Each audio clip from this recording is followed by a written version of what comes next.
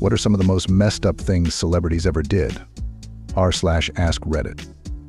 The Kennedy family lobotomized their daughter over mood swings and seizures and locked her away in a care home. My grandma was a registered nurse and took care of her. She was at St. Coletta in Jefferson, Wisconsin. My grandma said after the lobotomy she was like a 2-year-old. My grandma believes the Kennedy family is cursed because of this.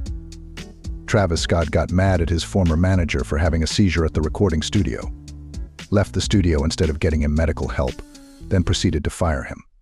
And let's not forget about Astroworld. Rebecca Gayheart struck and killed a 9-year-old boy crossing a street in June 2001.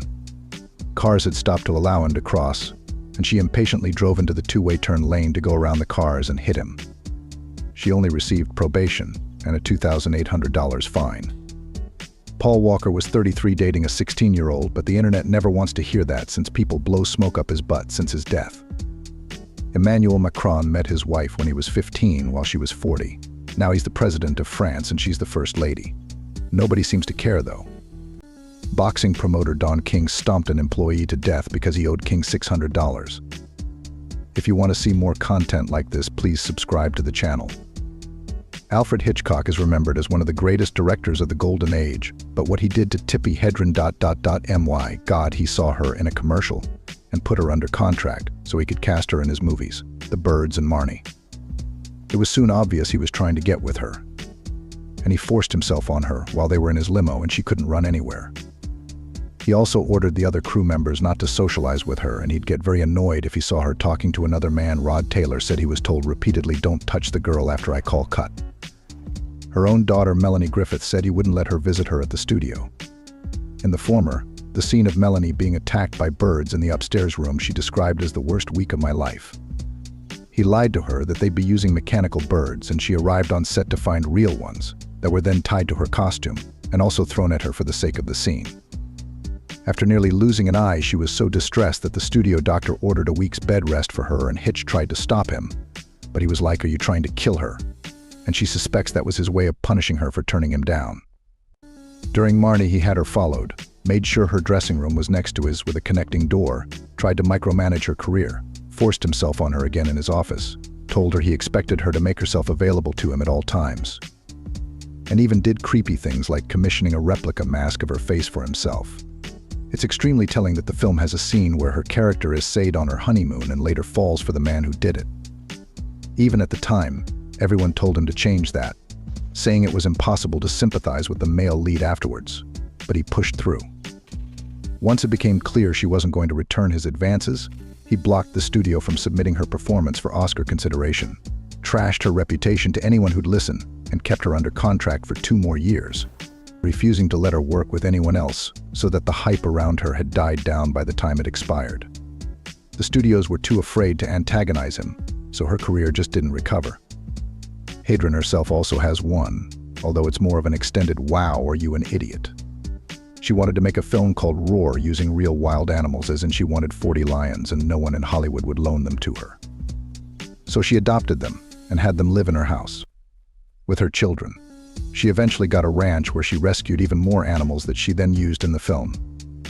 The exact number of injuries was never confirmed, but it was at least 70 people who were hurt in the making of that film, infamously the director's son, getting his head clamped by a lion that held on for about 25 minutes, and he needed 56 stitches afterwards. Jan de Bont was the cinematographer and needed 200 stitches after one attack that nearly scalped him. Melanie Griffith, who was still a minor at the time, got mauled by a lion and needed reconstructive surgery, and she became addicted to painkillers afterwards, partly because of this. Hedren would later admit what a stupid idea the film was. Jussie Smollett faked a hate crime and picked guys out of a lineup to send to prison that he knew didn't do it. He was happy to accuse and throw 2 complete strangers in prison because he was mad he was getting cut out of his TV show. Kevin Hart drove under the influence, crashed a car Mulholland Drive, and then his bodyguard moved the passenger into the driver's seat to make it look like he was the one driving. He paid the driver to stay quiet. Meanwhile, he did the chat show tour. Everyone felt sorry for him and stood up and applauded when he walked out with a cane. I was going to say I remember the time that Ariana Grande licked a donut at that bakery, but reading some of the other replies, mine seems rather lame in comparison. Brad Pitt really is dodging some intense abuse allegations against his former wife and children, and no one seems to care. From Variety, according to the countersuit, Pitt choked one of the children and struck another in the face, and grabbed Jolie by the head and shook her during the 2016 altercation.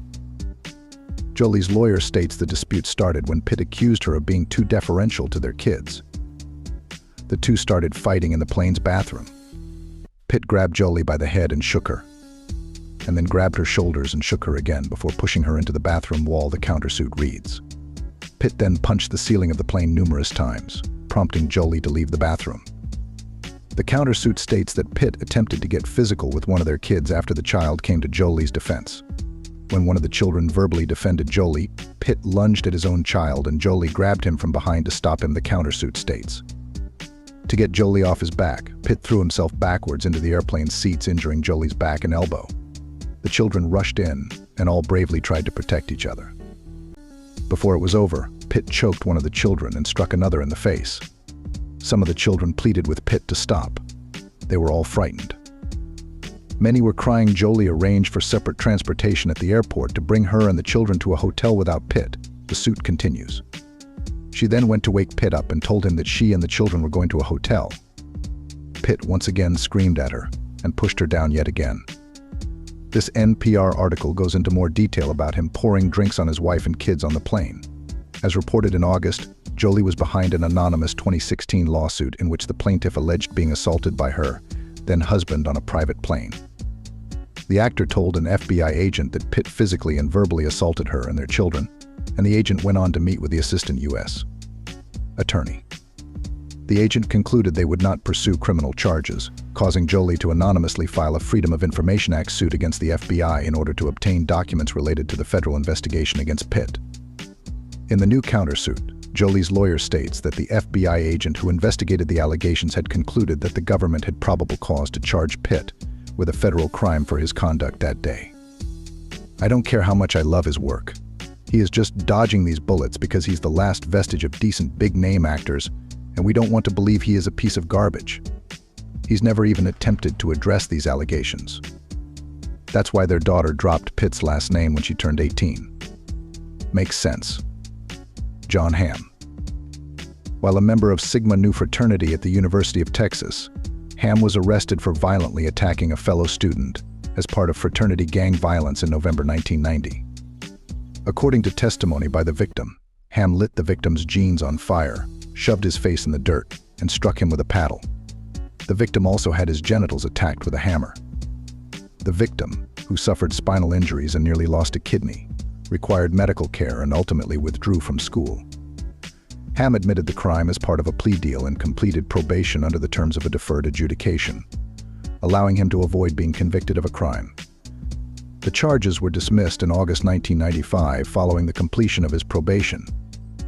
Some lesser ones that likely won't appear on this list. Katy Perry has been accused of inappropriate misconduct multiple times by her male assistant, a model on the set of her Teenage Dream video, and by her American Idol co-star for forcefully kissing a teenage boy that was performing.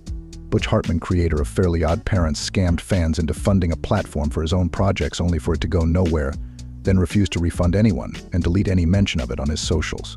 Lied about the intentions of said platform and had secretly planned to use it to convert kids to Christianity. Charged people ridiculous amounts of money for custom art that was usually traced or stolen. Blamed Tara Strong for her friend, the former actress who voiced Timmy Turner's, and his wife. Leads a sham faith-based healing group. The entire Kardashian unit exploited black people for fame. Screw Ray J, I'm in the spotlight. Marry Kanye, I'm an icon, and let me stop. And say Ray J. Kanye loved the exploitation. They were just as much in the light as her. However, the implications that followed is where the fucked up part comes in.